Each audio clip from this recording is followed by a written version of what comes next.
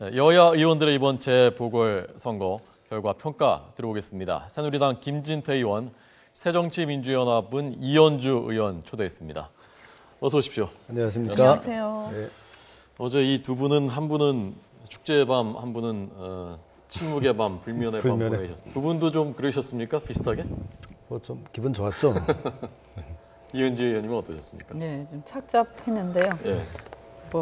저는 이제 지역에 지방의원 선거가 같이 있었는데, 예. 그래서 전 개인적으로는 또 이겨서, 네, 그나마 조금 개인적으로 위안이 됐지만 전체적으로 당분이요. 그래서 네, 좀 착잡했습니다. 광명 시의원 선거에서는 승리하셨군요.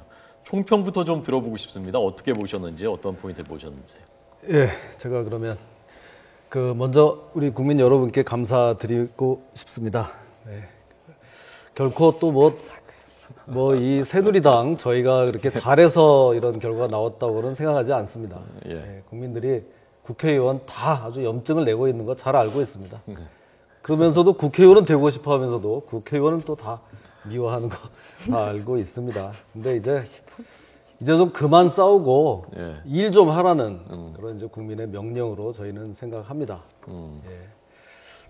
또 하나는요. 간단하게 하나 더 하면 이번 선거가 왜 있었는지 이거는 꼭 짚어봐야 되겠다. 통진당이 해산되면서 세석에 대한 재선거가 있었던 겁니다. 보궐선거가. 이제는 국민이 표로서 그런 종북 세력에 대해서 사망 선고를 내린 것이다. 저는 그렇게 규정을 합니다. 이번에 통진당 원래 있었던 의원 중에 한 명만 끝까지 완주했고 한 자릿수 때 득표를 했습니다. 이번에 이현주 의원님의 총평 들어보죠. 네. 재보궐 선거가 이렇게 정치 혐오가 굉장히 심각해지면서 이 투표율이 계속 낮은 상태에서 유지가 되고 있고요. 그래서 어떻게 보면 이제 야당한테 오히려 더 전반적으로는 불리한 상황에서 이제 치러진다라고 이런 상황이 이제 지속되고 있는 것 같고요. 한편으로 이렇게 우리 당의 입장에서 본다면 분열해서는 이제 이길 수가 없다라는 거 하고 분열이 제일 큰 패인이라고 보셨군요. 우선은 네 군데 중에서 사실은 승리 가능성이 점쳐지는 곳은 두 군데인데요. 객관적으로 봤을 때 결국은 그 두 군데 광주와 관악 같은 경우는 어쨌든 분열이 가장 큰 원인이었으니까요. 그리고 이제 이러한 분열의 또 다른 측면에서 광주의 패배를 본다면 어떤 쇄신에 대한 강력한 요구 아닌가 이런 생각이 듭니다. 그리고 어떻게 보면 또 정권 심판론 이런 얘기들을 많이 하는데 야당의 어떤 단골 메뉴처럼 됐는데요. 이번에는 그게 좀 먹혀 들어가지 않았다라고 생각하고 국민들이 심판을 외치는 사람이 그 대안으로 이렇게 좀 인식이 되어야 그 심판론이 먹혀드는 것 아니냐. 그래서 국민들과 어떤 민생의 접점에서 정말 진정성 갖고 평소에 최선을 다해서 일하는 그런 모습 보여가지고 이게 행동으로 인식이 좀 대안 세력으로 인식이 되어야 그 다음에 이제 심판론 얘기했을 때 먹혀 들어가는 것 같다. 그런 면에서 보면요, 이번에 선거 국면에서 문재인 대표께서 처음에는 중도 쪽으로 가는 우클릭 전략을 썼단 말입니다. 계속 그런 행보를 하다가 역설적으로 성완종 리스트 파문이 터지면서 이제 정권 심판론으로 회귀하는 듯한 양상이었는데 이 의원님은 야당 의원으로서 문재인 대표가 원래 했었던 전략, 행보 그것이 앞으로 계속돼야 된다고 생각하십니까? 아니면 폐기 그렇게 가서는 안 된다고 생각하십니까? 일도양단식으로 할 문제는 아니라고 생각하는데요. 물론 성완종 리스트에 대해서 비판은 저는 해야 된다고 생각합니다. 그게 야당의 역할이고 또 그 부분은 선명하게 또 할 필요는 있다. 그런데 이제 그것과 우리가 어떻게 다른지에 대해서 좀 더 명확하게 보여주고 이 쇄신하는 모습들을 보여주지 않고서 그냥 선명하게 비판만 해가지고는 좀 한계가 있는 것 같습니다. 그러니까 노선에서도 그런 쇄신하는 것이 노선에서도 적용돼야 된다고 보시는 겁니까? 노선이라고 하면 이제 정체성이나 이런 거 말씀하시는 것 같은데요. 그 부분은 전 국민들이 이렇게 무조건 어떤 노선 예를 들면 중도다 아니면 진보다 이렇게 판단하시진 않는 것 같아요. 네. 예를 들어서 좀 중도적인 노선을 걷더라도 그것이 국민들 전체적으로 봤을 때 이렇게 뭔가 좀 개혁적이고 이렇게 기존의 어떤 틀에서 벗어나서 국민 바라보고 혁신하는 듯한 모습을 보이면 중도적인 정점에 있다고 하더라도 이 먹혀 들어가는 것이고 또 진보적인 아젠다라고 하더라도 그것이 정말 국민들을 위해서 진정성 가지고 밑바닥에서 열심히 하는 모습을 보여주면 그게 또 감동을 주면 그게 먹혀 들어가는 것 같고 그렇습니다. 네, 그 이제 정권 심판론에 대해서는 제가 그 좀 반론을 좀 하겠습니다. 이런 이제 재보궐선거가 정권 심판론적인 성격을 가지는 거는 뭐 부인할 수가 없습니다. 그래서 대선 이후에 있는 중간 평가적 성격이 어느 정도는 있기 때문에. 그런데 지금 보세요. 우리 박근혜 정부는 아직 반환점을 돌지 못했어요. 이제 한 2년 몇 개월 지났거든요. 그러니까 지금 앞으로 가야 할 길이 더 많단 말입니다. 3년 가까이 남아있는데 벌써 이제 뭐 심판을 하자 이렇게 되면 그런 벌써 문제가 있고 그동안도 그러면 그렇게 일할 기회를 한번 줬느냐. 예? 어땠습니까? 우리가 돌이켜 봤을 때 대통령 선거 끝나고 나서 2013년에 내내 뭐 국정원 댓글이다 뭐 그러다가 또 작년에는 뭐 세월호 가지고 그러다가 뭐 국정 비선 실세 뭐 이렇게 해가지고 제가 봤을 때는 일할 기회조차 주지 않고 계속 좀 흔들기 이런 좀 양상이 심하지 않았냐. 그런데 벌써부터 심판론을 들고 나오면 그럼 앞으로 남은 뭐 하야하란 얘기냐. 앞으로 남은 기간은 그럼 어떻게 하란 얘기냐 이런 문제가 나오고요. 제가 뭐 주제 넘는지 모르겠지만 제가 정말 야당에 이렇게 하고 싶은 말은요. 우리 여당, 우리 새누리당 정말 뭐 꼭 그렇게 잘한다고 생각하지 않습니다. 경기도 어렵고 국민들 정말 먹고 살기 힘들고 우리도 실수할 때 많거든요. 그러면은 그 야당에서는 정말 조금씩만 도와주고 정말 할 수 있도록 기회를 줘도 우리가 정말 국민들한테 그렇게 좋은 점수를 받느냐 안 받느냐 쉬운 일이 아니에요. 근데 너무 옆에서 막 이렇게 하니까 알겠습니다. 그쪽이 그렇게 말씀하시면 이렇게 가가지고는 그렇게 말씀하시면 국민들이 아니 마무리 좀 하시겠는데 네, 너무 오래 말씀하시니까 마무리 빨리 해주세요. 국민들이 봤을 때는 이게 지금 뭐 심판을 하면 어떻게 하자는 얘기냐 좀 민생부터 해결해야 되는 거 아니냐. 저는 이제 이렇게 오늘 두 의원님 그 문재인 대표께서 오늘 아침에 입장 발표하셨는데요. 그걸 잠깐 들어보고서 두 분한테 좀 그 연결된 얘기라서요. 좀 보도록 하겠습니다. 문재인 대표입니다. 모두가 최선을 다했지만 저희가 부족했습니다. 특히 제가 부족했습니다.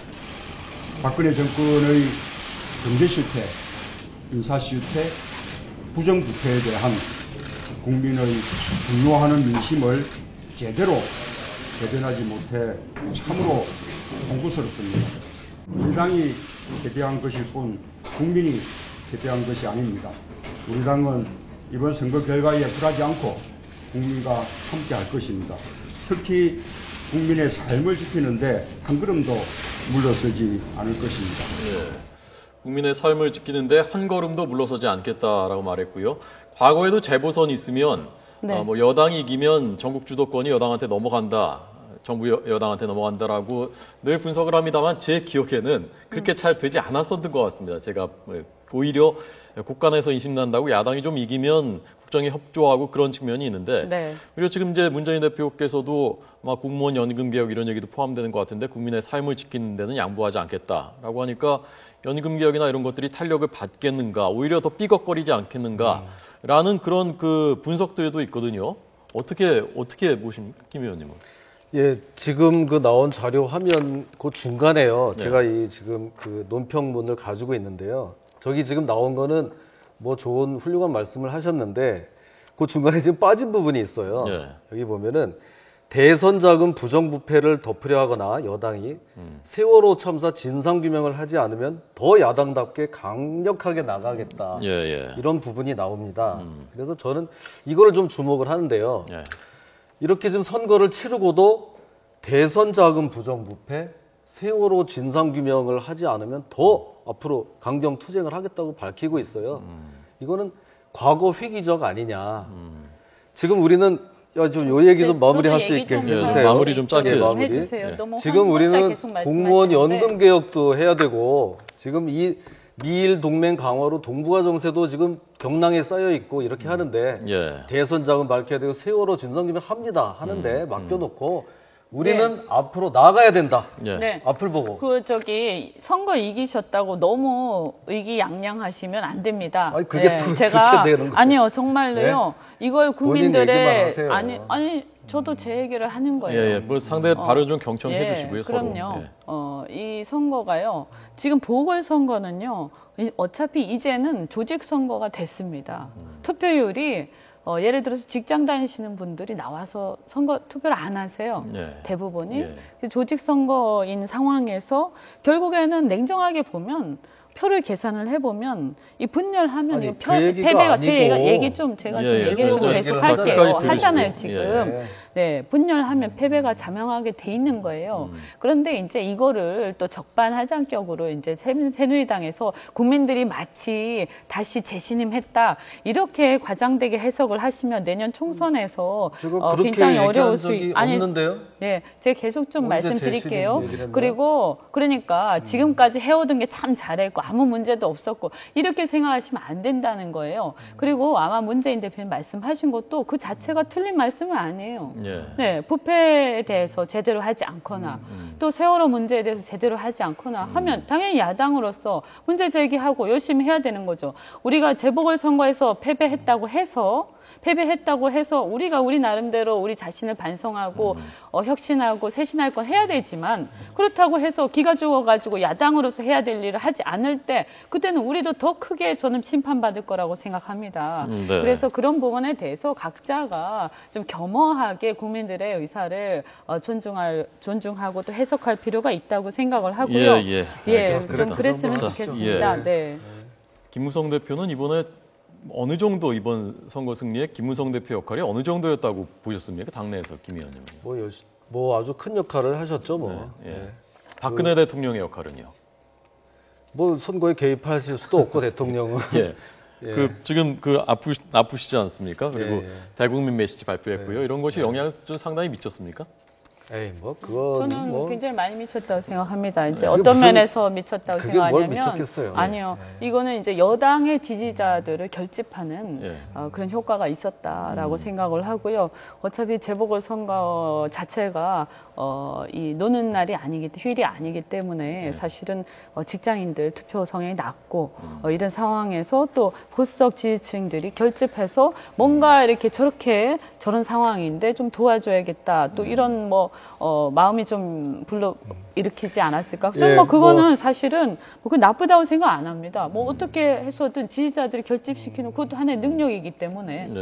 그럼 나쁘다고 생각 안 하면은 굳이 그렇게 얘기할 것도 없고요. 제가 해석을 하는 거예요. 제가 하여튼 대통령이 너무 그렇게 비아냥거리시지 마시고 혼신의 힘을 다해서 정상 외교를 하고 돌아왔는데 저도 오늘은 그렇게 좀 싸우는 듯한 모습 보이고 싶지는 않아요. 결집시키죠. 이렇게 아프니까 결집시키지 않습니까? 와서 선거 한 이틀 전에 성완종 수사에 대해서 이야기한 그걸 가지고 선거에 영향을 미쳤다고 보기는 이제 어려울 것 같고요.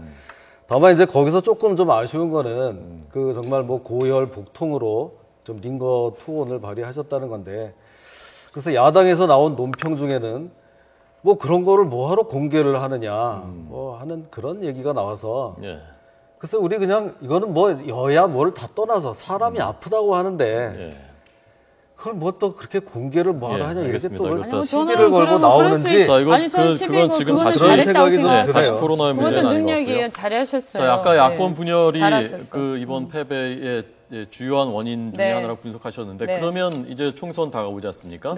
야권 연대를 할 필요가 있다고 생각하십니까, 이 의원님은? 아니요, 이번에 득표를 잘 보시면요. 야권 분열로 인해서 야권이 유력한 두 군데에서 패배를 했습니다. 그건 자명한 결과인데 다만 이게 보면 비슷한 뜻이 보이지만 굉장히 다릅니다. 한 군데에서는 야권 분열로 인해서 패배를 했지만 어쨌든 표가 관악에서는 중에서는요. 그래도 정당으로 모여졌고요. 정동영 의원은 사실은 과거에 대통령 후보였다는 것이 무색할 만큼 형편없는 지지율로 3위를 하셨습니다. 20%입니다. 네, 예. 뭐 대선 후보였다고 하기에는 참 그렇죠, 솔직히. 예. 그러나 이제 천정배 장관 같은 경우에는 압도적으로 승리를 하지 않았습니까? 그러니까 보면 그 야권 지지자들이 정권 교체의 이 열망이 굉장히 크기 때문에 네. 뭔가 야권이 이대로는 안 된다. 쇄신해야 되고 달라져야 되는데 예. 그러나 이 분열로 인해서 새누리당에다가 표를 줄 정도가 된다면 그것은 또 참을 수 없다. 이런 어떤 그게 있는 것 같습니다. 그래서 네. 호남에서는 천정배 장관한테 몰아줬던 것 같고 예. 이 정동영 의원에 대해서는 좀 심판을 한 것 같다. 예. 이렇게 김 의원님, 생각합니다. 의원 김 의원님한테 그 정치인으로서 지금 벌써 이제 3년 하셨고 네네. 분석을 나름대로 하실 테니까 물론 상대당 얘기입니다만은 네. 오늘 천정배 의원께서는 바로 첫날부터 호남 정치 세력화 하겠다. 내년 총선에서 새정치연합과 경쟁하겠다라고 했고 새정치민주연합의 이춘석 전략홍보본부장도 호남판 자민련이 나올 수 있다라는 발언을 했거든요. 네. 어떻게 될 것이라고 예상하십니까? 야권의 그 판도 재편 이거 어떻게 예상하십니까? 어떻게 될 예측하십니까, 김 의원님? 이번에 하여튼 그 천정배 의원이 이렇게 된 것은 아주 좀 주목할 만한 그런 장면이라고 보고요. 예. 저는 개인적으로 한 10여 년 전에 법무부 장관으로 모신 적도 있어요. 아, 그때 가까이서. 뭐 하셨죠, 김 의원님이? 저는 뭐 법무부에? 부장검사일 때 법무부 때요? 법무부에서? 예, 아. 법무부 장관이고 예. 아주 잘 하셨어요. 그때는. 예, 그래서 또 인품이나 제가 잘 알고 있는데 이번에 이렇게 된 것이 그 새정치 안에 그 복잡한 어떤 그 계파와 관련된 갈등, 알력 뭐 이제 그런 것으로 비롯된 것이 아닌가 생각이 되고 예. 호남 민심의 향배를 둘러싸고 앞으로 좀 뭐 독자 세력화할 가능성도 충분히 있다. 예. 저는 뭐 이 정도까지만 말씀드리고요. 반면 이제 우리 이제 새누리 같은 경우는 완전 국민 경선제로 가고 있어요. 지금 모든 노력을. 총선 후보들을요? 예, 오픈 프라이머리 뭐 영어로 말하자면 근데 선거를 2번 치르는 셈이에요. 체육관에 가서. 예. 이렇게 하기 때문에 모든 이런 뭐 알력이나 뭐 이런 거를 그냥 한 용광로에 넣어서 하나의 선거를 새로 치르기 때문에 예. 그런 문제가 없어질 것이다 이렇게 생각합니다. 결론이 참 결론이 또 뭐 좀 오픈 아전인 프라이머리를 소리 나왔나요? 선호하시는 건가요? 그게 그 정당 이 의원님은 정치가 어떻게 보십니까? 무너지는. 야권 재편 가능성에 대해서 어떻게 보십니까?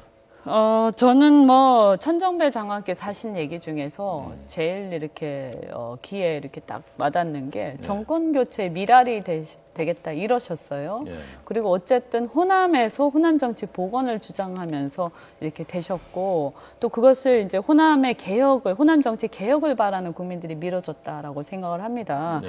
그래서 이분이 뭐 그 안에서 어떤 개혁 세력을 이렇게 결집을 시킨다든지 여러 가지 중간에 여러 가지 단계가 있겠지만 궁극적으로는 저는 정권 교체에 도움이 되는 방향으로 갈 것이다. 그리고 그것이 우리 당의 쇄신을 자극하게 된다면 그것은 오히려 좋은 일이고 예. 다만 이것이 정권 교체에 오히려 결과적으로 방해가 되는 그런 식으로 간다든가 아니면 개혁 세력을 결집한다는 미명하에 오히려 낙오자들을 끌어모아서 정치를 더 혼탁하게 만드는 상황으로 간다면 그것은 또한 그때 가서 국민들이 심판을 할 거라고 생각을 합니다. 예. 알겠습니다. 자, 오늘 각설하고 김진태 의원, 이현주 의원 두 분께 재보선 결과 분석 들었습니다.